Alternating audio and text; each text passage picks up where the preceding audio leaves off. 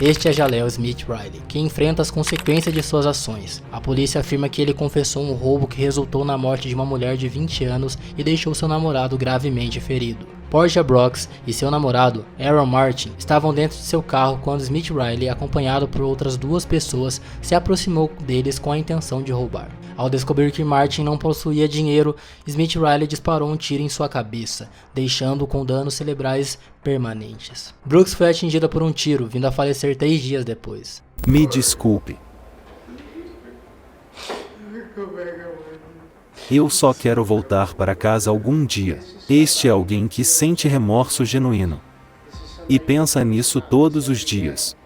Este é alguém que sabe que não pode voltar no tempo e desfazer o que fez. Diante do tribunal, Smith Riley parece mostrar genuíno remorso, reconhecendo que suas ações não podem ser desfeitas, e que ele terá que viver com o peso de seus atos pelo resto de sua vida. A mãe de Portia Brooks expressa o impacto devastador que a perda de sua filha teve sobre ela, descrevendo como isso a afetou mental e emocionalmente, destruindo sua identidade como mãe de 3 e como parte de uma família. Ele me matou, mentalmente, emocionalmente.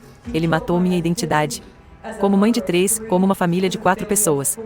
A irmã de Brooks também compartilha sua dor, mencionando a difícil realidade de viver sem sua amada irmã. Eu tenho que lidar com a vida sem Portia.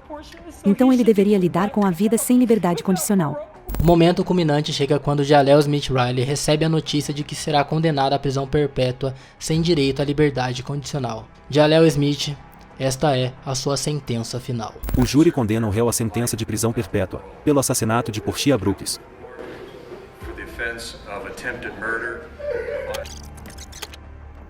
Esse é um momento de justiça para as famílias das vítimas, mas também representa o fim da liberdade e o início de uma longa jornada atrás das grades para o condenado. Este é o momento que irá reverberar pelos corredores do tribunal e ecoar na mente daqueles que testemunharam esta cena comovente. Esta é Diana Lovejoy, uma mulher que viu seu casamento com Greg Merrivale desmoronar em Carlsbad, Califórnia. O divórcio tumultuado que se seguiu culminou em uma ordem judicial exigindo que Diana pagasse $20 mil a Greg pela sua parte na casa da família, além de dividir a custódia do filho deles. Porém, a notícia a deixou furiosa. Em um ato de fúria e vingança, Diana elaborou um plano para assassinar seu ex-marido, unindo-se ao seu namorado, Weldon McDavid. Greg foi alvejado no torso, mas por um golpe de sorte a bala não atingiu seu coração, permitindo-lhe sobreviver ao ataque. Tanto McDavid quanto Diana foram implicados em uma conspiração para cometer o assassinato, e o tribunal dispunha de evidências suficientes contra eles. É tão doloroso que algumas pessoas neste mundo parecem pensar que eu teria coragem de fazer isso. Curiosamente, Diana desmaiou no tribunal, abaixando a cabeça em direção à mesa de defesa logo após o veredito ser anunciado. Defesa por alguns segundos. Veredicto. Nós, o júri, consideramos o réu Diana Jane Lovejoy culpada do crime de tentativa de homicídio de Greg Mulvihill. O júri considerou Diana Jane Lovejoy culpada pelo crime de tentativa de homicídio de Greg Merrivale, e o tribunal também a declarou culpada pelo crime de conspiração para cometer o assassinato. O silêncio que seguiu foi interrompido apenas pelo som de choro de sua família ao fundo, enquanto a gravidade da situação ecoava pelo tribunal.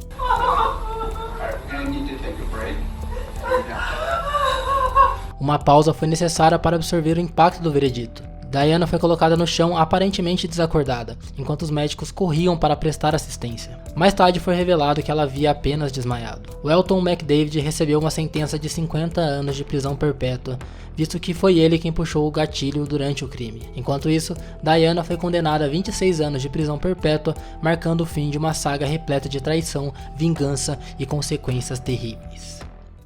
Esses são Sid West e Tatiana Fussari, um casal de agricultores religiosos de Cedar Springs, Michigan, que enfrentam acusações de assassinato relacionadas à morte de sua filha de 10 meses, Mary Welsh. Alegadamente, eles não procuraram assistência médica para a criança, apesar de perceberem que ela estava magra e abaixo do peso. Isso devido às suas crenças religiosas e desconfiança na medicina e no governo. O pai, Sid Wish, fez uma ligação para 190 após supostamente encontrar seu filho morto. Há quanto tempo você encontrou essa criança? Por 1h30 eu estava esperando. Liguei para meu advogado. A primeira coisa para perguntar qual é a próxima coisa que posso fazer.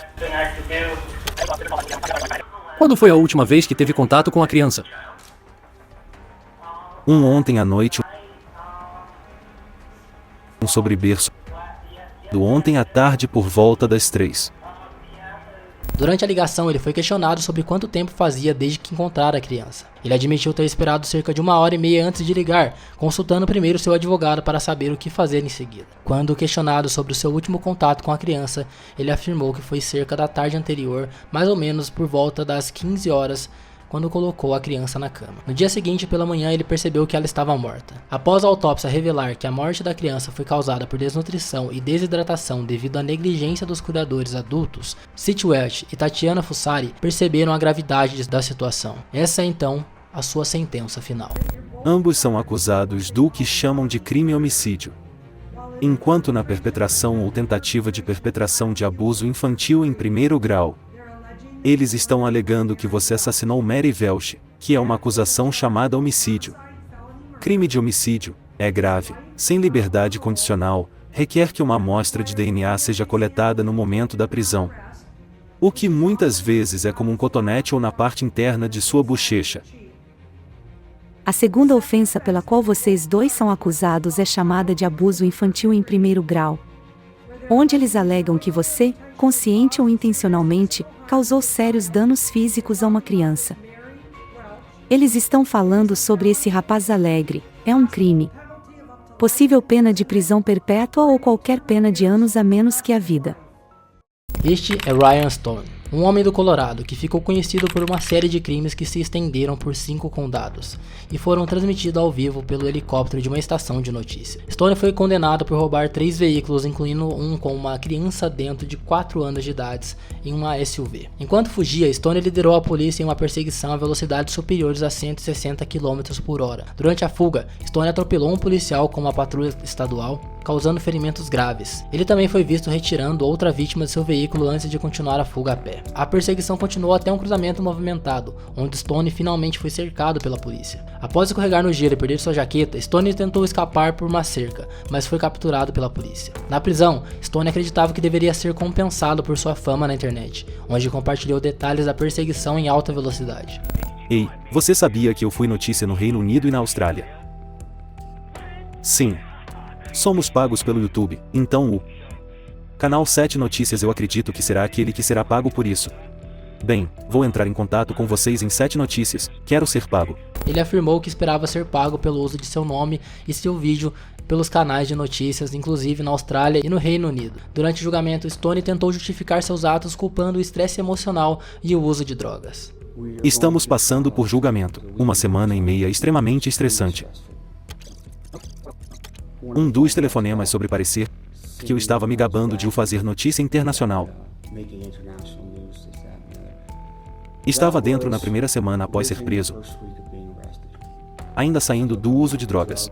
No entanto, após uma semana e meia de julgamento, ele foi considerado culpado por 18 acusações, incluindo tentativa de homicídio culposo, abuso infantil e agressão. Ryan Stone, essa é a sua sentença final.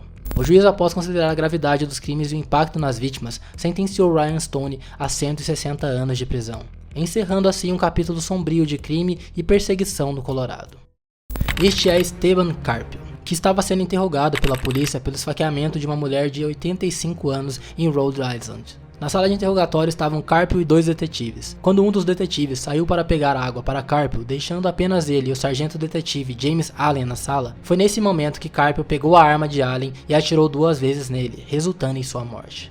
Em seguida, Carpio pulou uma janela de 3 andares de altura e tentou fugir, mas foi detido apenas 45 minutos depois. Durante o seu julgamento, Carpio apareceu usando uma máscara projetada para impedir ele de cuspir e morder outras pessoas, enquanto seu rosto exibia os sinais dos eventos brutais. No entanto, o que surpreendeu o tribunal não foi tanto a reação chocante de Carpio, mas sim as acusações feitas por seus familiares contra a polícia, alegando brutalidade policial.